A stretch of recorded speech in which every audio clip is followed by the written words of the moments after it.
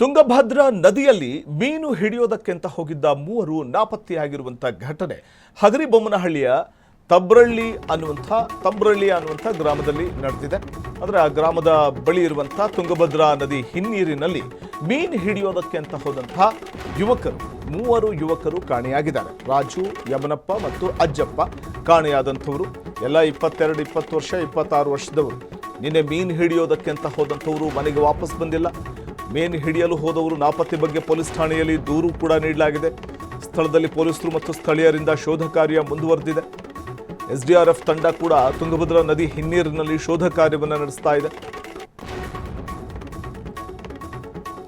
ಮೀನು ಹಿಡಿಯೋದಕ್ಕೆ ಅಂತ ಹೋಗಿದ್ದಂತಹ ಮೂವರು ಯುವಕರು ನಾಪತ್ತೆಯಾಗಿದ್ದಾರೆ.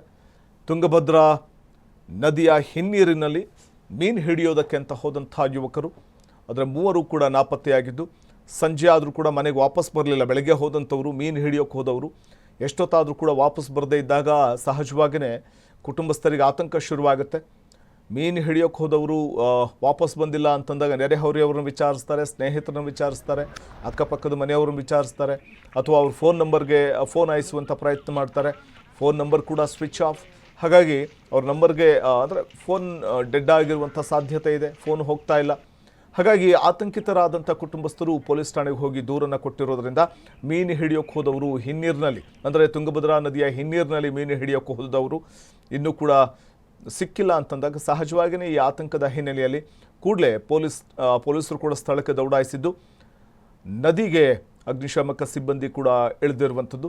ಸ್ಥಳೀಯರು ಕೂಡ ಸಾಥ್ ಕೊಟ್ಟಿದ್ದಾರೆ. ಬಹುಶಃ ನೀರಿನಲ್ಲೇನಾದರೂ ಮುಳುಗಿ ಮೀನು ಹಿಡಿಯೋಕ್ಕೆ ಹೋದವರು ಕಾಲು ಜಾರಿ ಆಳವಾದ ಕಂದಕಕ್ಕೆ, ಅಥವಾ ಅಂದರೆ ನೀರಿನ ಒಂದು ಆಳವನ್ನು ನೋಡದೆ ಅರಿಯದೆ ನೀರಿಗಿಳಿದು ಬಹುಶಃ ನೀರಿನಲ್ಲಿ ಮುಳುಗಿ ಮೃತಪಟ್ಟಿರಬಹುದೇನೋ ಅನ್ನುವಂಥ ಆತಂಕ ಇದೆ. ಇದೇ ಕಾರಣಕ್ಕೆ ಶೋಧ ಕಾರ್ಯವನ್ನು ಕೂಡ ನಡೆಸಲಾಗ್ತಾ ಇದೆ. ಆದರೆ ಹೆತ್ತವರ ಅಂದರೆ ಕುಟುಂಬಸ್ಥರ ಒಂದು ಆಕ್ರಂದನ ಕೂಡ ಅಲ್ಲಿ ಮುಗಿಲು ಮುಟ್ಟಿದೆ. ಸದ್ಯ 3 ಯುವಕರು ಮೀನು ಹಿಡಿಯೋಕ್ಕೆ ಹೋದವರು ತುಂಗಭದ್ರಾ ನದಿಯ ಹಿನ್ನೀರಿನಲ್ಲಿ ಮುಳುಗಿ ಏನಾದರೂ ಮೃತಪಟ್ರ ಅನ್ನುವಂಥ ಆತಂಕ ಇದೆ.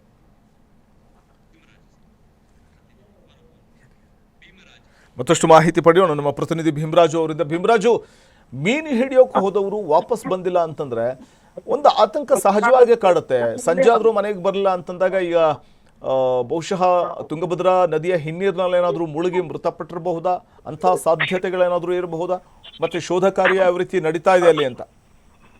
ಖಂಡಿತ ವಸಂತ್, ಏನಾಗಿದೆ ಅಂತ ಹೇಳಿದ್ರೆ, ಈಗ ಏನೋ ನಿನ್ನೆ ಮಧ್ಯಾಹ್ನ ಟೈಮ್ನಲ್ಲಿ ಅವರು ಮೀನು ಹಿಡಿಯೋದಕ್ಕಂತಂದೇಳಿ ಆ ಡ್ಯಾಮಿಗೆ ಹೋಗಿರುವಂಥದ್ದು. ಹೋದಂಥ ಸಂದರ್ಭದಲ್ಲಿ ಏನೋ ಅದು ಆ ಡೋಣಿಯಲ್ಲಿ ಅವರು ಹೋಗಿದ್ದಾರೆ. ಬಟ್ ನಿನ್ನೆ ಅತಿ ಹೆಚ್ಚು ಮಳೆ ಇರೋದ್ರಿಂದಾಗಿ ಮತ್ತು ಗಾಳಿ ಮಳೆ ಹೆಚ್ಚಾಗಿ ಬೀಸಿರೋದ್ರಿಂದಾಗಿ ಅದನ್ನು ಬೀಸಿದ ಸಂದರ್ಭದಲ್ಲಿ ಬ್ಯಾಲೆನ್ಸ್ ತಪ್ಪಿ ಉಲ್ಟಾಗಿರುವಂಥದ್ದು, ಮುಗುಚಿ ಬಿದ್ದಿರೋದ್ರಿಂದಾಗಿ ಅವರು ಮೂವರು ಕೂಡ ಏನೋ ಈಜು ಬರ್ತಾ ಇತ್ತು. ಆದ್ರೆ ಒಳ್ಳೆ ನಡುಮಧ್ಯೆ ಹೋಗಿದ್ದಾರೆ. ಸುಮಾರು ಒಂದು 15ರಿಂದ 20 ಕಿಲೋಮೀಟರ್ ದೂರದಲ್ಲಿ ಕೂಡ ಒಳಗಡೆ ಹೋಗಿರೋದ್ರಿಂದಾಗಿ ಅವರಿಗೆ ಆ ಒಂದು ಗಾಳಿ ಮಳೆಗೆ ಕೂಡ ಅವರಿಗೆ ರಿಟರ್ನ್ ಬರ್ಲಿಕ್ಕೆ ಸಾಧ್ಯವಾಗಿಲ್ಲ. ಹಾಗಾಗಿ ಅವರು ನಿನ್ನೆ ಸಂಜೆ ಕೂಡ ಗೊತ್ತಾಗುತ್ತೆ, ಯಾಕೆ ಇವರು 8 ಗಂಟೆ ಆದ್ರೂ ಕೂಡ ಯಾಕೆ ಮನೆಗೆ ಬಂದಿಲ್ಲ ಅಂತಂದೇಳಿ ಹುಡುಕಾಟ ಶುರು ಮಾಡಿದಾಗ ಗೊತ್ತಾಗಿದೆ. ಅದಾದ್ಮೇಲೆ ಬಂದು ಸ್ಟೇಷನ್ಗೆ ಮಾಹಿತಿ ಕೊಡ್ತಾರೆ. ಇಲ್ಲ, ನಮ್ಮ ಮಕ್ಕಳು ಈ ತರ ಹೋಗಿದ್ರು, ಅದಾದ್ಮೇಲೆ ಕೂಡ ಇನ್ನೂ ಅವರು ಇಲ್ಲ ಅನ್ನೋ ಮಾತನ್ನು ಕೂಡ ಹೇಳ್ತಾರೆ. ಆದ್ರೆ ಪೊಲೀಸ್ನವರು ಕೂಡ ಸ್ಥಳೀಯ ಒಂದು ಅಗ್ನಿಶಾಮಕ ದಳ ಮತ್ತು NDRF ಅನ್ನು ಕರೆಸಿ ಕೂಡ ಇವತ್ತು ಪರಿಶೀಲನೆ ಮಾಡ್ತಕ್ಕಂಥ ಕೆಲಸ ಮಾಡಿದ್ದಾರೆ. ಸುಮಾರು ಹೋಗಿ ಇವತ್ತು ಬೆಳಿಗ್ಗೆ ಆ ಮೃತದೇಹಗಳು ಇವತ್ತು ಸಿಕ್ಕಿರುವಂತದ್ದು ವಸಂತ್. ಓಕೆ, ಧನ್ಯವಾದ ತಮ್ಮ ಮಾಹಿತಿಗಾಗಿ ಭೀಮರಾಜ್.